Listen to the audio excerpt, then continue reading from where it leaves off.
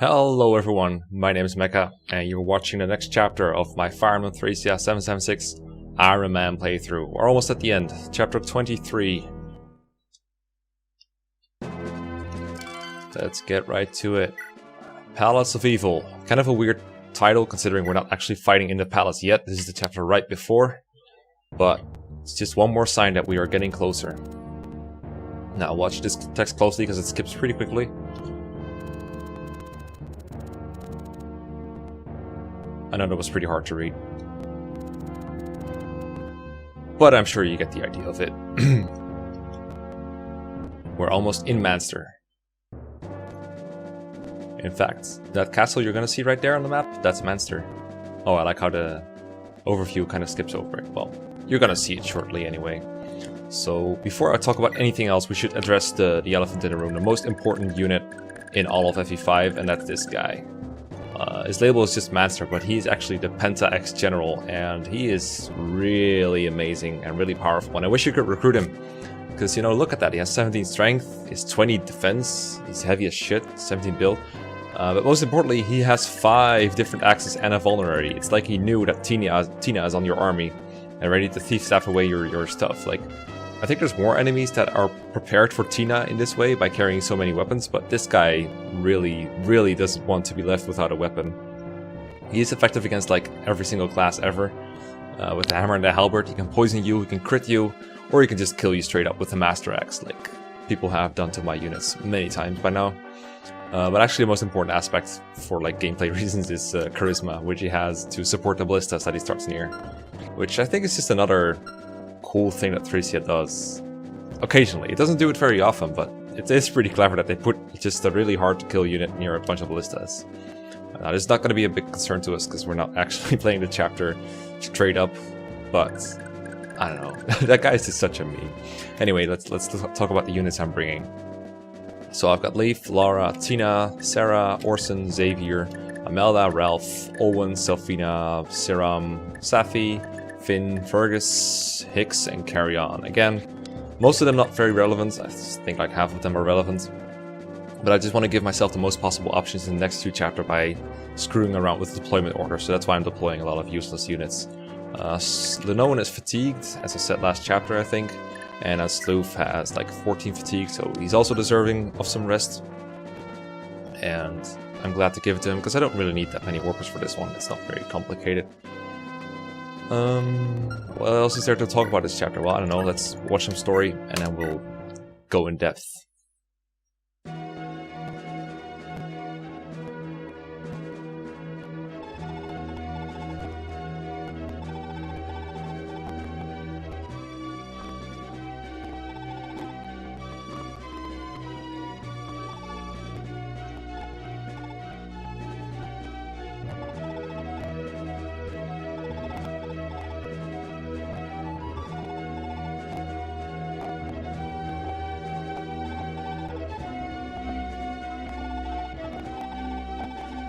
So note at this point that Seti has asked this guy who he is twice, and he doesn't seem to want to tell him.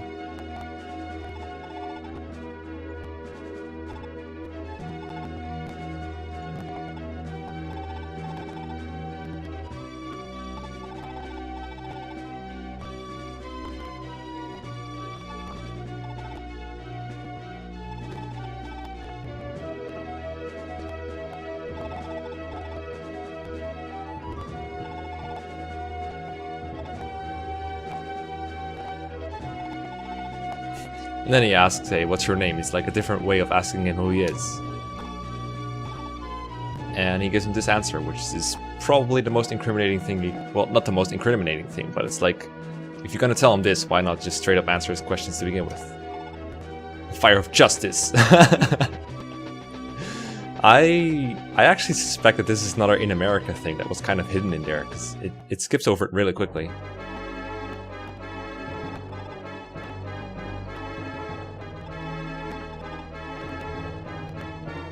It's not much of a secret if you know of it.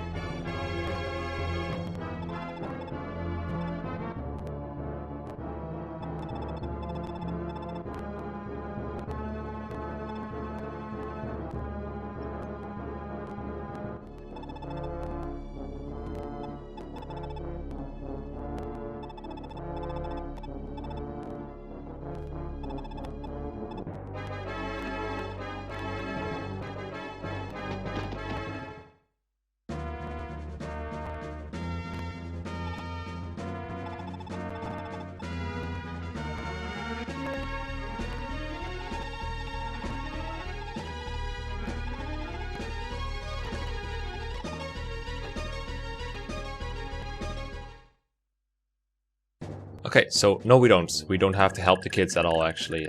These are, story-wise, these are the same kids that are escaping from Manster in FE4, Chapter 8. Same idea kind of, you're approaching this castle and Seti's gonna be there and there's gonna be a bunch of Draco Knights. You're gonna see him next turn probably. Although Sias is new, Sias is an FE5 invention. So here he is. Good old Sias. He doesn't have his 10 leadership stars anymore, unfortunately. He only has 5, and that's going to get downgraded to, I believe, 3 when you deploy him in the next map, which is unfortunate, but it would be really broken if you got that huge avoid them hit boost. So I can't really blame him for that. In the vacuum, Sias looks pretty good as a unit, you know. He has A staves, so very useful endgame unit. Nihil doesn't really matter a whole lot. 7 move is alright, you know, for indoors. It's like sage movement. Pretty good. 18 magic is really high and really useful. And you can use all kinds of stuff to help you with like warp and silence and anything else you give him. And you can use lightning, which is pretty rare, but he comes with 1. So if you happen to have lost your only lightning, which I did coincidentally, then he can use that to attack even. He's not that great at attacking because lightning weighs him down by 6 and he only has 12 base speed. So 6 AS is like useful against most of the slow enemies, but it doesn't double everything ever. Sias's main problem in the eyes of most players is that he competes with another unit that's much better than him, and we'll talk about him when he appears, but you can only end up keeping one of them. They'll both be with you for this chapter, but afterwards, Sias only stays if this other unit doesn't join you. And he is definitely overall worse than the other unit. The one advantage that Sias has, though, is that you can beat the chapter this turn and keep Sias, whereas for the other unit, we're going to have to wait an extra turn. That's what I'm going to do, because I'm going to get the other unit. But for that, what I need to do is get him to appear. And how you do that is you have to have a unit end their turn in a square roughly in this area, and it so happens that it starts 1 square below where Sias is. So I'm going to move him there end this turn, and that's going to cause it to happen. But I don't want to waste Sias' turn, so what I'm actually going to do is I'm going to silence one of these Dark Mages, because they both have sleep staffs. Now this guy has 8 magic, but the other guy rolled up much higher with 13 magic, so I'm going to sleep the one with... or silence the one with 13 magic, because I don't want to deal with that bull stuff. that bullshit. So we're gonna silence him. And it should trigger the scene, but it only happens at the end of the turn, just like the one, that last one that Sias was also coincidentally involved in. So now I'm just gonna rescue him to get him to safety. And we're gonna leave the kids there. Now if you leave Sias in that area, then he's just gonna get bludgeoned by all these ballistas. And that would just be sad. So come here and thank you for your stuff. I'll gladly take all that from you. I have enough door keys, but you know what? I'm just gonna take it all. Thanks, mate. And what I also want to do is I'm gonna use magic up on Tina. She has 7 and she needs 8. I'm gonna nick the other sleep staff this turn. And Amelda has a bunch of scrolls, so hopefully she'll get something good. Alright, I'll take all of that. And then I'm gonna use Thief to take from the guy that's not silenced, so the right Dark Mage. So we'll trade for the scrolls.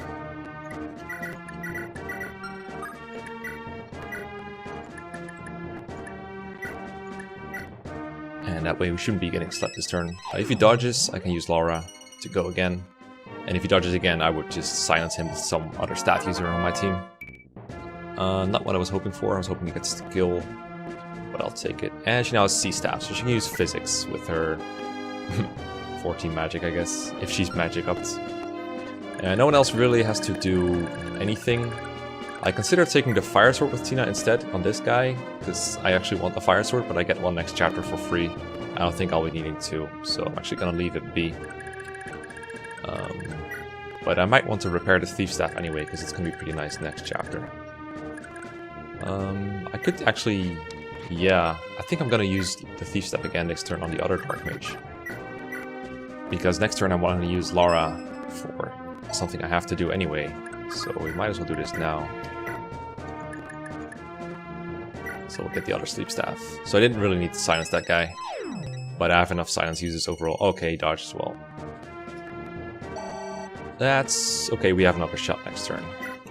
And this way, she's just gonna keep building staff rank, which is okay with me.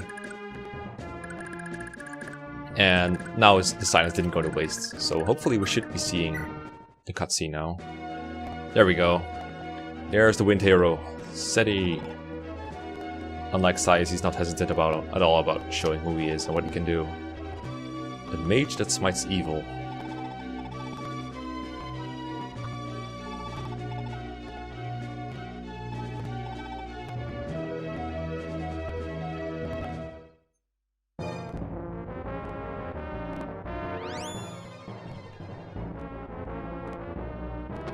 If this isn't a good demonstration of why you should pick Seti most of the time, then I don't know what is.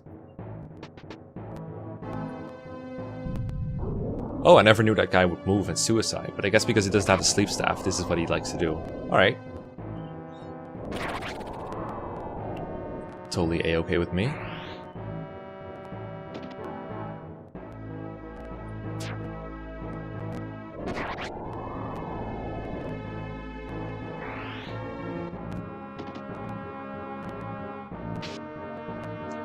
Now, I guess I can talk about Seti while he's killing everything. So this is the same Seti that you saw in Chapter 4X and in the cutscene of Chapter 4. And he still has the whole Seti tome. It now has limited uses instead of unlimited, but it's still every bit as strong. Plus 20 skill, plus 20 speed. He also has Adept, and I think he joins with like capped base speed, or at least really high base speed.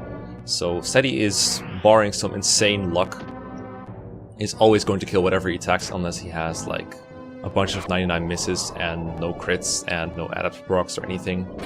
He's a guaranteed kill in everything, and that's why most people prefer him over Saiz. He also has some leadership, but not as much as Saiz. I think there's like a 2 leadership star difference. Now, the main reason you would pick Saiz over Seti is if you're trying to save turns. If you want to like really LTC this game. Or if you like the leadership star more than a combat boost. This is actually, I think this is more viable than a lot of people think. Seti's combat is kind of overkill. You have a lot of other good combat units. And for some chapters you don't really need that great combat unit. But in the context of an Iron Man playthrough, I'm going to pick Seti every time. Because he's just so reliable at killing everything. And if I lose units, I always know that I have Seti as a backup to kill whatever I have to face. So I'm definitely recruiting Seti. I mean, just look at how powerful he is. You can't really pass that up, can you? Okay. Now watch him die to like double Master Lance. Oh, he uses... Holy shit! Did that guy just crit Seti? What the fuck? Wow. You tried hard, game. You tried hard. Holy shit. I don't think he had a realistic chance of dying, but that was the closest I ever saw to him dying. That guy must have had like 1 hit on him too.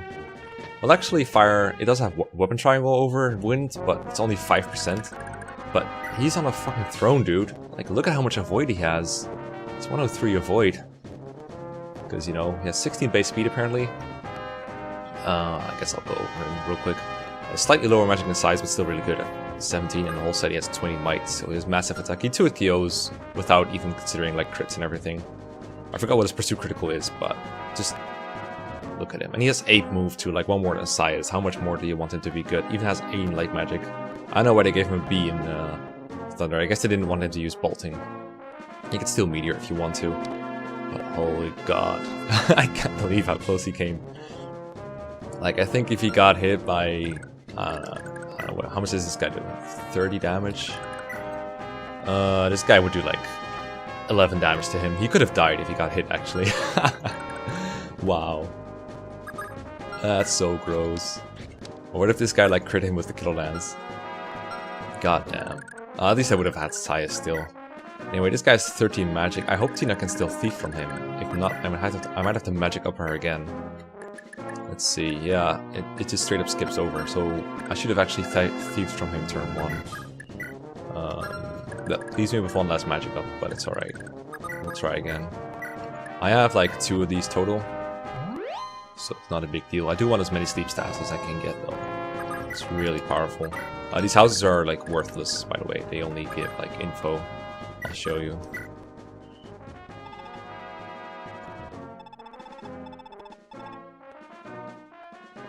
Okay, well, this is messed up, but I'm sure you could read what it said.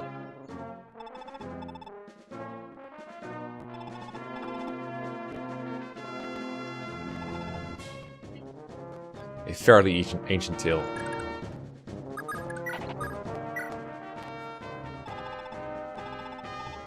I'll save state just in case the patch messed it up any further. Yeah, really need a new patch.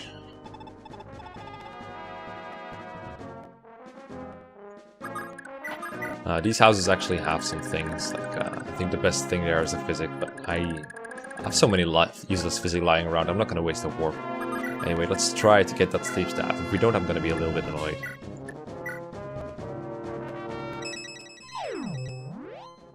Good girl. Now she's fatigued, which is kind of annoying. Oh, now you get a move again? Great. Kappa, kappa. Alright, let's repair, I think. I think I want to repair it now. I think I want to deploy your next chapter. Let's see, I do have enough warpers to do everything I need, right? Yeah, I think so. I'm actually going to use size to warp, I think. I think I will. Let's see how I'm going to do this. Oh, she only has rewarp. Oh, screw you then. Yeah, I'll repair the Thief Staff. I think I'll deploy Tina next chapter. Pretty sure Saram has a warp. So I'll make use of size because the XP you get from warp is like not that useful anymore. But yeah, the XP is not that useful for me. However, the what was I gonna say? Oh yeah, the fatigue is relevant. Sorry, lost track of my thoughts for a moment. So I don't want the fatigue to be on my main units like Lenoan and Sarah, for example. So now I can use the other warp to warp Leaf and it will PG. Okay, so how about you hold my silent staff for a moment? So that I can take this warp from Sias. And I'm gonna keep that one use warp staff around so I can have as many people with warp as I want. If I had any flyers, I could have had them fly towards that Dark Mage and capture him instead of these Thief Staff shenanigans, but I don't. Alright, so she's not fatigued, is she? No, so I can deploy her next chapter, that's good. Yeah, I think that's about it. I guess I could get another thief in here if I wanted to, but I don't see anything I want to steal per se. I don't think I'm going to be needing 3 thief staff uses, but like I can't think of anything I want here. Altena didn't get to appear. I actually don't know why, but oh well. I think it's time to end it. So the reason I warped Laura in here is so I could talk to Seti.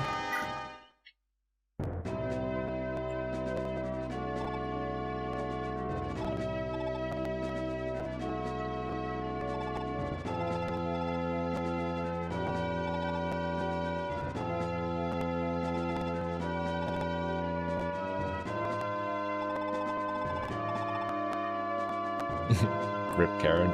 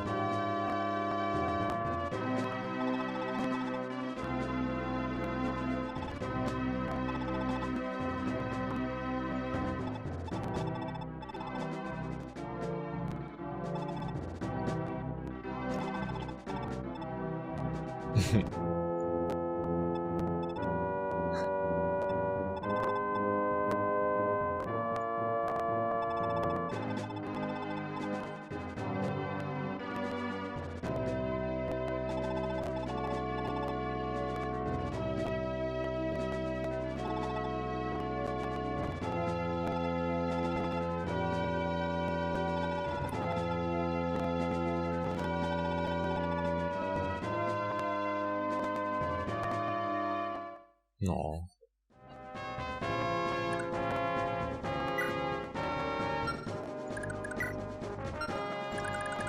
Okay, I'm not about to waste some whole set of uses here. I'm just gonna seize.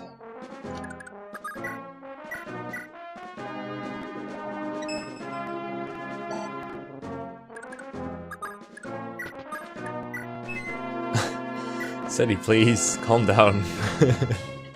Not yet, save it. I actually think that this means he cannot trigger a movement star in turn 1 next turn. Alright, I'll save in case of the patch glitches and I will call it a day. So 2 turns.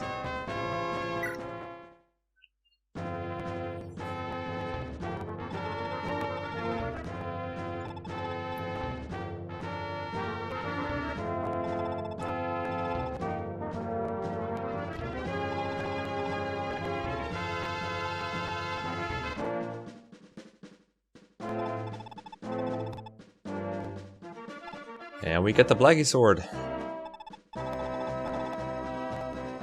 Effectively fight against Ridrick. Yeah, it is actually effective against him.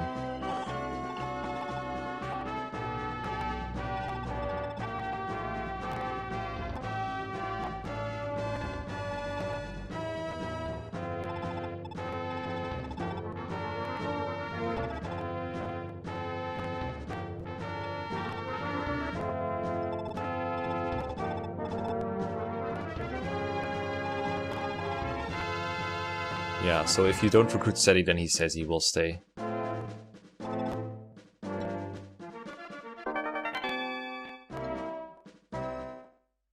Alright, that's it for chapter 23.